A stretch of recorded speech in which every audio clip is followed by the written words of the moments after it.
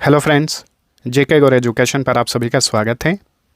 Monthly current affair में आज हम डिस्कस करेंगे सितंबर 2023 का करंट अफेयर्स। सितंबर 2023 से चुनिंदा प्रश्न लिए गए हैं जो कि आपके सभी तरह के प्रतियोगी परीक्षाओं के लिए महत्वपूर्ण रहेंगे। तो वीडियो का अंत तक देखिए और अंत में आप सभी के लिए एक क्विज रहेगा जिसका आंसर आप सभी को कमेंट करके बताना है। तो अब चलिए शुरू करते हैं। आज का हमारा पहला प्रश्न है, विश्व का 8वां महाद्वीप कौन बना है? अभी तक आप सभी लोग जानते होंगे कि पूरे विश्व भर में 7 महाद्वीप हैं, लेकिन हाल ही में 8वां महाद्वीप बना है जिसका नाम रखा गया है जीलैंडिया। तो इम्पोर्टेंट क्वेश्चन बनेगा, इसे ध्यान रखना है। इस महाद्वीप का मैक्सिमम भूभाग जो है समुद्र के नीचे है, आप मैप में देख सकते हैं। यही है भूभाग जो कि विश्व का 8वां महाद्वीप बना है। कुछ भूभाग इसके समुद्र के ऊपर है जो कि न्यूजीलैंड जिसे हम कंट्री के रूप में जानते हैं। बाकी इसका मैक्सिमम भूभाग जो है इस महाद्वीप का समुद्र के नीचे है। तो विश्व का 8वां महाद्वीप बना है जीलैंडिया। चलिए इसे विस्तार से जान लेते हैं। विश्व के 8वें महाद्वीप का नाम जीलैंडिया रखा गया है। जीलैंडिया महाद्वीप 1.89 मिलियन वर्ग मील, किलोमीटर में बात करें तो 4.9 मिलियन किलोमीटर के क्षेत्र में फैला हुआ है। इस महाद्वीप का लगभग 94% भूभाग समुद्र के नीचे है, जबकि 6% भूभाग पानी के बाहर है। सर्वप्रथम 1642 ईस्वी में इस महाद्वीप के बारे में डच नाविक एबेल टैस्मैन ने पता लगाया था। एबेल टैस्मैन ने सबसे पहले 1642 ईस्वी में इस तरह के महाद्वीप का पता लगाया था, लेकिन उसने खोज नहीं की थी। ठीक है, वो खोज नहीं कर पाए थे, इन्होंने सिर्फ पता लगाया था। लेकिन वैज्ञानिकों ने इस महाद्वीप की खोज सर्वप्रथम 2017 में की, लेकिन उस समय इसका मैप जारी नहीं किया गया था क्योंकि पूर्ण रूप से इसके बारे में पता नहीं लगा था। लेकिन अब जो है इसका पूर्ण रूप से पता चल गया है और इसका मैप भी जारी कर दिया गया है जो कि अभी आपने देखा। तो ये है जीलैंडिया महाद्वीप जो कि विश्व का 8वां महाद्वीप बन गया है। बाकी के अन्य 7 महाद्वीप कौन कौन से हैं उन्हें भी याद रखिए। Asia, Africa, Europe, north America, south America, Australia और अंटार्कटिका। इसमें एशिया विश्व का सबसे बड़ा महाद्वीप है, वहीं ऑस्ट्रेलिया अब तक विश्व का सबसे छोटा महाद्वीप हुआ करता था। लेकिन जीलैंडिया जो नया महाद्वीप खोजा गया है ये ऑस्ट्रेलिया से भी छोटा है, यानी अब विश्व का सबसे छोटा महाद्वीप बन गया है जीलैंडिया। वैश्विक नवाचार सूचकांक 2023 में भारत किस स्थान पर है? हाल ही में ग्लोबल इनोवेशन इंडेक्स 2023 जारी किया गया। इसमें भारत 40वें स्थान पर है। तो ऑप्शन सी राइट आंसर है। टॉप 10 कंट्री आप देख सकते हैं। पहले स्थान पे स्विट्जरलैंड, दूसरे स्थान पे स्वीडन, तीसरे स्थान पे यूनाइटेड स्टेट्स ऑफ अमेरिका, चौथे स्थान पे यूनाइटेड किंगडम, 5वें स्थान पे सिंगापुर है। इस तरह से ये टॉप 10 है। तो पहला स्थान खास करके याद रखिए, पहले स्थान पे स्विट्जरलैंड है, भारत इसमें 40वें स्थान पर है। ठीक है, तो ग्लोबल इनोवेशन इंडेक्स 2023 में भारत 132 देशों में 40वें स्थान पर है। इस इंडेक्स को जारी किया है वर्ल्ड इंटेलेक्चुअल प्रॉपर्टी ऑर्गेनाइजेशन ने। ठीक है, जिसका हेडक्वार्टर जिनेवा में है, याद रखिएगा। इस सूचकांक में ग्लोबल इनोवेशन इंडेक्स 2023 में पहले स्थान पे स्विट्जरलैंड है। चलिए अगला क्वेश्चन, भारत के पहले कार्टोग्राफी संग्रहालय का क्या नाम है जिसका हाल ही में मसूरी में उद्घाटन किया गया? भारत के पहले कार्टोग्राफी संग्रहालय का नाम है जॉर्ज एवरेस्ट कार्टोग्राफी संग्रहालय। इस संग्रहालय का नाम जो है जॉर्ज एवरेस्ट के नाम पर रखा गया है और हाल ही में इस संग्रहालय का उद्घाटन किया गया उत्तराखंड के मसूरी में। इम्पोर्टेंट पॉइंट्स की बात करें तो उत्तराखंड के पर्यटन और संस्कृति मंत्री सतपाल महाराज ने मसूरी के सुरम्य शहर में जॉर्ज एवरेस्ट कार्टोग्राफी संग्रहालय का उद्घाटन किया। यह संग्रहालय पार्क स्टेट में स्थित है जो कि 1840 के दशक में प्रसिद्ध सर्वेक्षक सर जॉर्ज एवरेस्ट का निवास स्थान हुआ करता था। तो इन्हीं के नाम पर इस संग्रहालय का नाम रखा गया है जॉर्ज एवरेस्ट कार्टोग्राफी संग्रहालय। और देखिए इन्हीं के नाम पर माउंट एवरेस्ट का भी नाम है जो कि दुनिया का सबसे ऊंचा पर्वत शिखर है। एशियन गेम्स 2023 में भारत ने किस खेल में 41 सालों के बाद पहली बार स्वर्ण पदक जीता है? एशियन गेम्स 2023 जो कि चीन के हांगजू में चल रहा है, इसमें भारत ने हाल ही में घुड़सवारी में गोल्ड मेडल जीता और भारत पिछले 41 सालों में पहली बार एशियन गेम्स में घुड़सवारी खेल में स्वर्ण पदक जीता है। एशियन गेम्स के बारे में जान लीजिए। जो एशियन गेम्स 2023 चल रहा है चीन के हांगजू में, ये 19वां संस्करण है। एशियन गेम्स 2023 का मोट्टो है heart to heart at future. प्रथम एशियन गेम्स 1951 में नई दिल्ली में आयोजित किया गया था। एशियन गेम्स 4 साल के अंतराल पर आयोजित किया जाता है। G20 शिखर सम्मेलन 2023 का आयोजन कब किया गया? वेरी इंपॉर्टेंट क्वेश्चन है। G20 शिखर सम्मेलन 2023 का आयोजन 9 से 10 सितंबर को आयोजित किया गया था। इसी महीने 9 से 10 सितंबर को G20 शिखर सम्मेलन का आयोजन किया गया। तो 9 से 10 सितंबर 2023 को G20 शिखर सम्मेलन का आयोजन नई दिल्ली के भारत मंडपम में आयोजित किया गया। भारत मंडपम नई दिल्ली में कहाँ पर है? प्रगति मैदान में है। इस G20 शिखर सम्मेलन की अध्यक्षता की है भारत के प्रधानमंत्री नरेंद्र मोदी। G20 शिखर सम्मेलन का ये 18वां संस्करण था और इसका मोट्टो था वसुधैव कुटुंबकम, इंग्लिश में one earth one family one future. और इसी सम्मेलन के दौरान G20 का नया सदस्य बन गया है अफ्रीकी संघ। आगामी परीक्षाओं के लिए काफ़ी इंपॉर्टेंट क्वेश्चन है ये। G20 का नया सदस्य बना है अफ्रीकी संघ, यानी G20 अब G21 हो गया है। तो भारत पहली बार G20 का अध्यक्ष बना है, जिसकी अवधि 1 दिसंबर 2022 से लेकर 30 नवंबर 2023 तक है। भारत के बाद G20 की अध्यक्षता कौन ग्रहण करेगा? ब्राज़ील। यानी अगले साल G20 शिखर सम्मेलन का आयोजन ब्राज़ील के रियो डी जेनेरियो में आयोजित किया जाएगा। नेक्स्ट, महिला आरक्षण बिल 2023 लोकसभा से किस दिन पारित हुआ? महिला आरक्षण बिल भी इम्पोर्टेंट टॉपिक है आप सभी के लिए। तो महिला आरक्षण बिल 2023 जो है लोकसभा में पारित किया गया 20 सितंबर 2023 को। इस बिल के बारे में और भी विस्तार से जान लीजिए। महिला आरक्षण बिल 2023 लोकसभा से 20 सितंबर 2023 को और राज्यसभा से 21 सितंबर 2023 को पारित हुआ।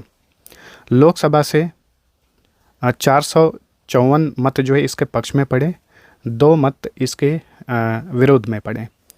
वहीं राज्यसभा से 214 मतों के साथ ये पारित हो गया।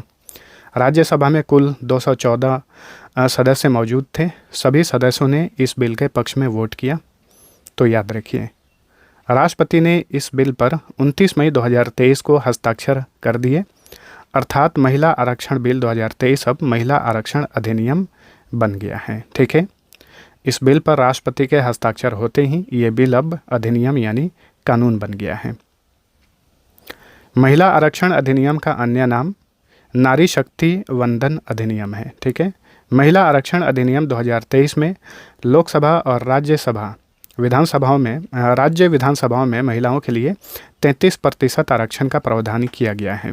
तो याद रखिएगा, महिला आरक्षण अधिनियम 2023 में राज्य के जो भी विधानसभा होते हैं और संसद का जो निचला सदन लोकसभा है उसमें महिलाओं के लिए 33% सीटों के आरक्षण का प्रावधान किया गया है।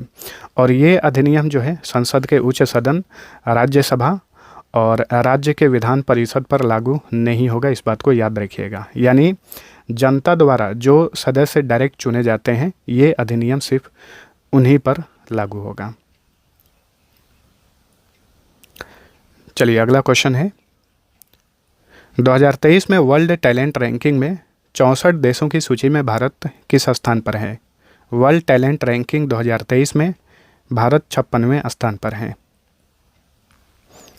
वर्ल्ड टैलेंट रैंकिंग 2023 को जारी किया international institute for management development ने।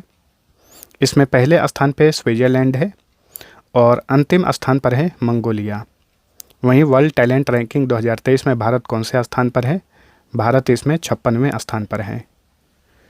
चलिए अगला क्वेश्चन, 29 सितंबर 2023 को किस विषय के साथ विश्व हृदय दिवस मनाया गया, यानी वर्ल्ड हार्ट डे? तो हर साल विश्व हृदय दिवस 29 सितंबर को मनाया जाता है। 2023 का विषय है यूज हार्ट नो हार्ट। तो option D right answer. Asian games 2023 में भारतीय महिला क्रिकेट टीम ने कौन सा पदक जीता है? तो देखिए, एशियन गेम्स में पहली बार भारतीय महिला क्रिकेट टीम ने हिस्सा लिया था और इसने पदार्पण करते ही स्वर्ण पदक अपने नाम किया है? तो ऑप्शन बी, एशियन गेम्स 2023 में भारतीय महिला क्रिकेट टीम ने गोल्ड मेडल जीता। तो एशियन गेम्स 2023 में पहली बार भाग ले रही भारतीय महिला क्रिकेट टीम ने फाइनल में श्रीलंका को हराकर गोल्ड मेडल जीता है। 26 से 27 सितंबर 2023 को 13वां हिंद प्रशांत सेना प्रमुख सम्मेलन कहाँ पर आयोजित किया गया? इसका आयोजन किया गया नई दिल्ली में। 13वां हिंद प्रशांत सेना प्रमुख सम्मेलन 2023 नई दिल्ली के मानेकशॉ सेंटर में आयोजित किया गया। इस सम्मेलन का थीम था together for peace, sustaining peace and stability in the Indo Pacific region. चलिए अगला क्वेश्चन है, विश्व प्रसिद्ध सर्च इंजन गूगल ने किस दिन अपनी रजत जयंती मनाई, यानी 25वीं वर्षगांठ?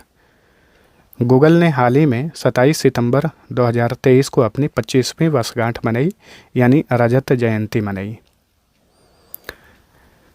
चलिए गूगल के बारे में जान लेते हैं। गूगल की स्थापना हुई थी 27 सितंबर 1998 को। देखिए अगर आप विकिपीडिया में सर्च करेंगे तो ये डेट कुछ और दिया रहेगा। 25 सितंबर के जगह पे 4 या 6 सितंबर दिया हुआ है विकिपीडिया पर, लेकिन वो गलत होगा। गूगल की स्थापना हुई थी 27 सितंबर 1998 को, इसीलिए 27 सितंबर 2023 को गूगल ने अपनी रजत जयंती मनाई 25वीं वर्षगांठ पर। गूगल के संस्थापक लैरी पेज और सर्गी ब्रिन हैं। गूगल का मुख्यालय अमेरिका के कैलिफोर्निया के मेनलो पार्क में है। वर्तमान में गूगल के सीईओ हैं सुंदर पिचाई, और गूगल की जो पेरेंट कंपनी है अल्फ़ाबेट, उसके भी सीईओ सुंदर पिचाई हैं। नेक्स्ट, ओडिशा विधानसभा की पहली महिला अध्यक्ष कौन बनी है? इंपॉर्टेंट क्वेश्चन है। ओडिशा विधानसभा की पहली महिला अध्यक्ष बनी है प्रमीला मलिक। देखिए 2023 में अभी तक बहुत सारी महिलाएं नियुक्त की गई हैं। पहली बार किसी महिला को किसी पद पर नियुक्त किया गया है। उन सभी महत्वपूर्ण प्रश्नों को हम जान लेते हैं। अरुणाचल प्रदेश की पहली महिला आईपीएस बनी है तेनजिंग यांगकी। अरुणाचल प्रदेश से पहली बार कोई महिला आईपीएस बनी है, उनका नाम है तेनजिंग यांगकी। राज्यसभा की अध्यक्षता करने वाली नागालैंड की पहली महिला बनी है फांगनोन कोन्याक। इन सभी को याद रखिएगा। महाराष्ट्र राज्य बस की पहली महिला ड्राइवर बनी है अर्चना अत्राम। सऊदी अरब की पहली महिला अंतरिक्ष यात्री बनी है रयाना बरनावी। नागालैंड राज्य की पहली महिला विधायक बनी है हेकानी जखालू। भारतीय ओलंपिक संघ की पहली महिला अध्यक्ष बनी है पीटी उषा, जो कि वर्तमान में राज्यसभा सदस्य भी हैं। हरित क्रांति के जनक एमएस स्वामीनाथन का हाल ही में कितने वर्ष की आयु में निधन हो गया? तो भारत में हरित क्रांति का जनक किसे कहा जाता है? डॉक्टर एमएस स्वामीनाथन को कहा जाता है, जिनका हाल ही में निधन हो गया 98 साल की आयु में। इनसे रिलेटेड जितने भी इंपॉर्टेंट पॉइंट्स हैं सभी को याद रखिएगा। भारत में हरित क्रांति के जनक एमएस स्वामीनाथन का 28 सितंबर 2023 को चेन्नई में 98 साल की आयु में निधन हो गया। एमएस स्वामीनाथन का जन्म 7 अगस्त 1925 को तमिलनाडु के कुंभकोणम में हुआ था, ठीक है, और इनकी मृत्यु हुई 28 सितंबर 2023 को चेन्नई में 98 साल की आयु में। एमएस स्वामीनाथन को बहुत सारे इंपॉर्टेंट पुरस्कार भी मिले थे। पद्मश्री पुरस्कार 1967 में, पद्म भूषण 1972 में, पद्म विभूषण 1989 में, रेमन मैग्सेसे पुरस्कार 1971 में और विश्व खाद्य पुरस्कार 1987 में इन्हें दिया गया था। देखिए विश्व खाद्य पुरस्कार की शुरुआत 1987 में ही की गई थी और इसके प्रथम विजेता बने थे एमएस स्वामीनाथन। रेमन मैग्सेसे पुरस्कार को एशिया का नोबेल प्राइज कहा जाता है और ये भी पुरस्कार एमएस स्वामीनाथन को मिला हुआ था। भारत में हरित क्रांति की शुरुआत कब हुई? 1967 से 68 में। तो भारत के हरित क्रांति के जनक कहे जाते हैं एमएस स्वामीनाथन। विश्व के हरित क्रांति के जनक कहलाते हैं नॉर्मन बोरलॉग, जो कि अमेरिका के थे। कौन सी मल्टीनेशनल कंपनी भारत में भूकंप चेतावनी सेवा शुरू कर रही है? तो ये है गूगल। गूगल ने हाल ही में भारत में भूकंप चेतावनी सेवा शुरू करने की घोषणा की है। भारत गूगल में एक भूकंप चेतावनी सेवा शुरू करने जा रही है जो भूकंप की तीव्रता का पता लगाने के लिए एंड्रॉयड स्मार्टफोन में लगे सेंसर का उपयोग करेगा। गूगल ने राष्ट्रीय आपदा प्रबंधन प्राधिकरण और राष्ट्रीय भूकंप विज्ञान केंद्र के सहयोग से भारत में एंड्रॉयड भूकंप चेतावनी सेवा पेश किया है। T20 इंटरनेशनल क्रिकेट में सबसे तेज अर्धशतक का रिकॉर्ड किसने बनाया है? यह भी इम्पोर्टेंट क्वेश्चन है। T20 इंटरनेशनल क्रिकेट में सबसे तेज अर्धशतक का रिकॉर्ड बनाया है दीपेंद्र सिंह ऐरी, जो कि नेपाल के प्लेयर हैं। इन्होंने युवराज सिंह के रिकॉर्ड को तोड़ दिया है। ठीक है, देखिए एशियन गेम्स 2023 में नेपाल और मंगोलिया के बीच खेले गए मैच में दीपेंद्र सिंह ऐरी ने 10 गेंदों में ये रिकॉर्ड बनाया। यानी दीपेंद्र सिंह ऐरी ने 10 गेंदों में अर्धशतक जड़ा, 10 गेंदों में इन्होंने 52 रन बनाए और इन्होंने युवराज सिंह के 2007 वाले रिकॉर्ड को तोड़ दिया है। युवराज सिंह ने 2007 में 12 गेंदों पर अर्धशतक लगाए थे इंग्लैंड के खिलाफ। उसी मैच में युवराज सिंह ने 6 बॉल पे 6 छक्के जड़े थे। तो ध्यान रखिएगा, नेपाल के हैं दीपेंद्र सिंह ऐरी, इन्होंने युवराज सिंह के 16 साल पुराने रिकॉर्ड को तोड़ दिया है। वहीं नेपाली बल्लेबाज कुशल मल्ला ने 34 गेंदों में शतक बनाकर T20 इंटरनेशनल क्रिकेट में एक नया विश्व रिकॉर्ड बनाया है। तो देखिए T20 इंटरनेशनल क्रिकेट में सबसे तेज अर्धशतक और सबसे तेज शतक का रिकॉर्ड जो है नेपाली खिलाड़ियों के पास चला गया है।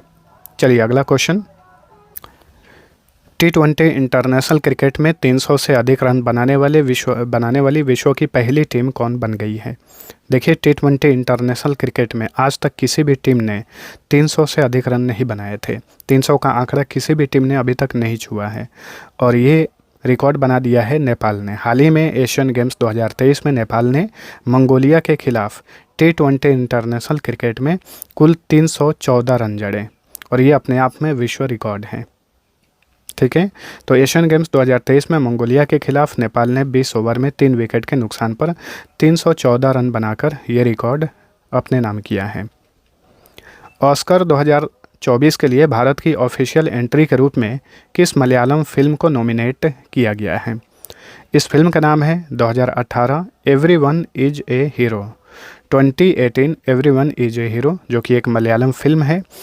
हाल ही में इस फिल्म को ऑस्कर 2024 के लिए भारत की ऑफिशियल एंट्री के रूप में नॉमिनेट किया गया है। भारतीय सिनेमा में उत्कृष्ट योगदान के लिए किसे 53वें दादा साहेब फाल्के पुरस्कार से सम्मानित किया जाएगा? वेरी इंपॉर्टेंट क्वेश्चन है। दादा साहेब फाल्के पुरस्कार जो है ये पुरस्कार सिनेमा के क्षेत्र में दिया जाने वाला भारत का सबसे बड़ा पुरस्कार है। तो हाल ही में 53वीं दादा साहेब फाल्के पुरस्कार की विजेता बनी है वहीदा रहमान।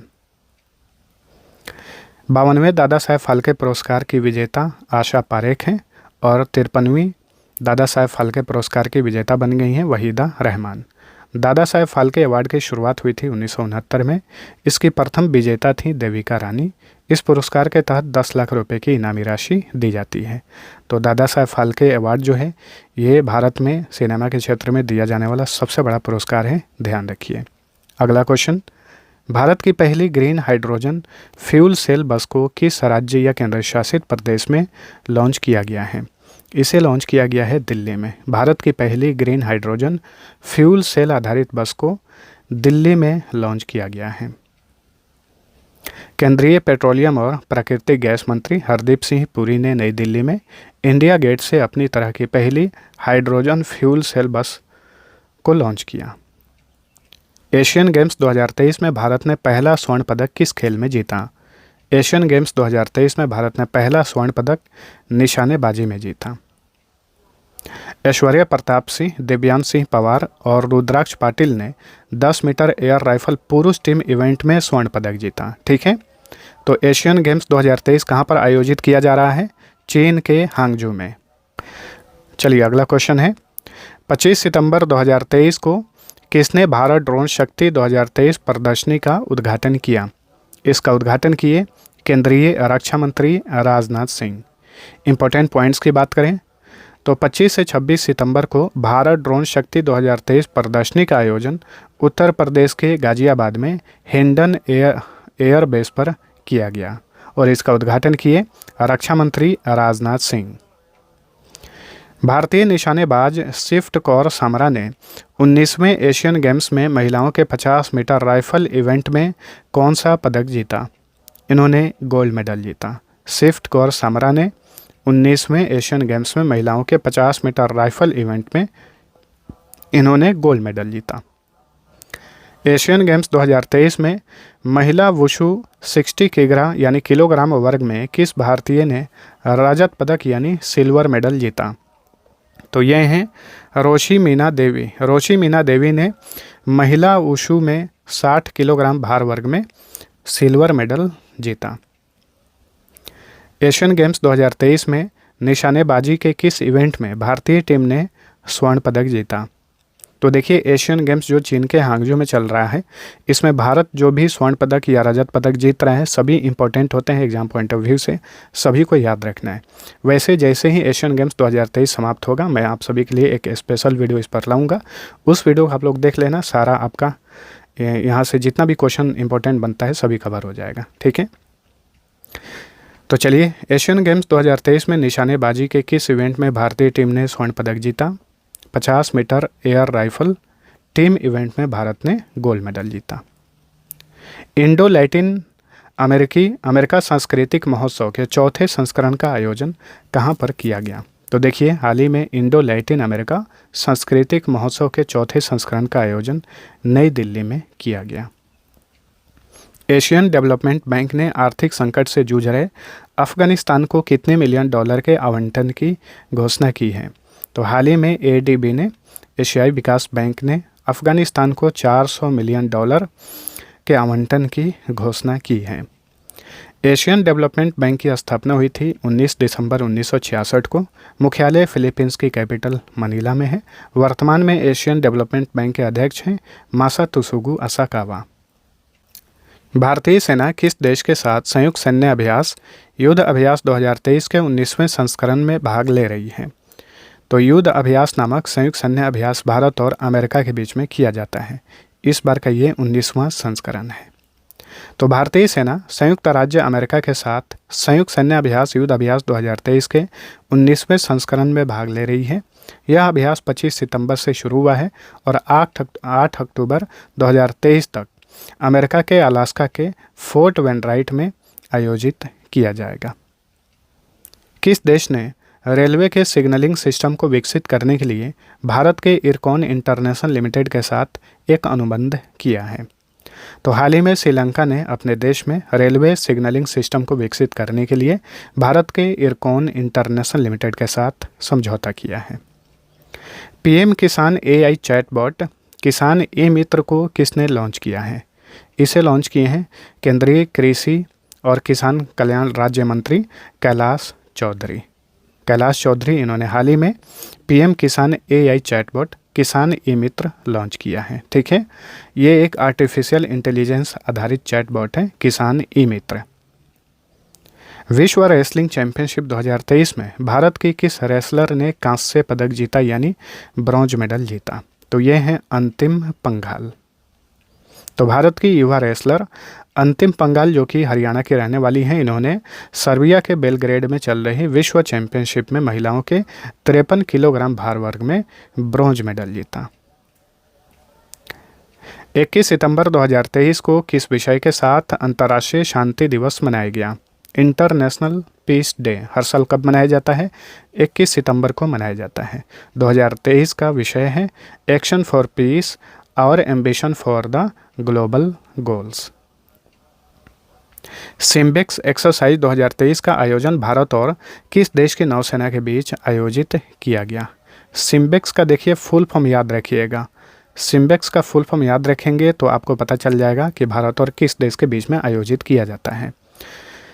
सिम्बेक्स का फुल फॉर्म होता है Singapore India maritime bilateral exercise, जो कि सिंगापुर और भारत के बीच में आयोजित किया जाने वाला एक नौसेना अभ्यास है। ठीक है, सही उत्तर होगा सिंगापुर। तो भारत सिंगापुर के बीच 30वें सिम्बेक्स अभ्यास 2023 का आयोजन दक्षिणी चीन सागर में किया गया। भारत ने हाल ही में किस देश के नागरिकों के लिए वीज़ा सर्विस को सस्पेंड कर दिया है? तो भारत और कनाडा के बीच में काफ़ी तनाव चल रहा है। इसी तनाव के बीच में भारत ने कनाडा के नागरिकों के लिए भारत में वीज़ा सर्विस को सस्पेंड कर दिया है। कनाडा से रिलेटेड सभी इंपॉर्टेंट पॉइंट्स याद रखिए। कनाडा की कैपिटल है ओटावा। वर्तमान में यहाँ के प्राइम मिनिस्टर हैं जस्टिन ट्रूडे, जो कि G20 में भाग लेने के लिए भारत की यात्रा पर आए हुए थे। इन्हीं का विमान खराब हो गया था, जिसके कारण 1-2 दिन तक ये नई दिल्ली में फंसे हुए थे। कनाडा की करेंसी है कैनेडियन डॉलर। देखिए, उत्तरी अमेरिका महाद्वीप में स्थित है कनाडा और क्षेत्रफल के हिसाब से ये विश्व का दूसरा सबसे बड़ा देश है। ठीक है, विश्व में सबसे अधिक झील कनाडा में ही पाए जाते हैं। लेकिन एक पॉइंट्स याद रखिएगा, झीलों का देश किसे कहा जाता है? झीलों का देश कहा जाता है फिनलैंड को। ठीक है, लेकिन विश्व में सबसे अधिक झीलें पाई जाती हैं कनाडा में। संयुक्त राज्य अमेरिका और कनाडा दुनिया की सबसे लंबी अंतर्राष्ट्रीय सीमा रेखा साझा करते हैं। संयुक्त राज्य अमेरिका और कनाडा को कौन सी समानांतर रेखा विभाजित करती है? 49वीं समानांतर रेखा। चलिए अगला क्वेश्चन है, रियो डी जेनेरियो में आयोजित ISSF विश्व कप में महिलाओं की 10 मीटर एयर राइफल स्पर्धा में किस खिलाड़ी ने स्वर्ण पदक जीता? ये हैं एलावेनिल वाला everyone. Digital infrastructure providers association के नए प्रबंध निदेशक और मुख्य कार्यकारी अधिकारी के रूप में किसे नियुक्त किया गया है? तो ये है धनंजय जोशी। धनंजय जोशी को हाल ही में डिजिटल इंफ्रास्ट्रक्चर प्रोवाइडर्स एसोसिएशन का नया MD और CEO नियुक्त किया गया है। हाल ही में स्किल्स ऑन व्हील्स पहल किस मंत्रालय द्वारा शुरू किया गया है? स्किल्स ऑन व्हील्स अभियान शुरू किया गया है केंद्रीय कौशल विकास और उद्यमिता मंत्रालय द्वारा।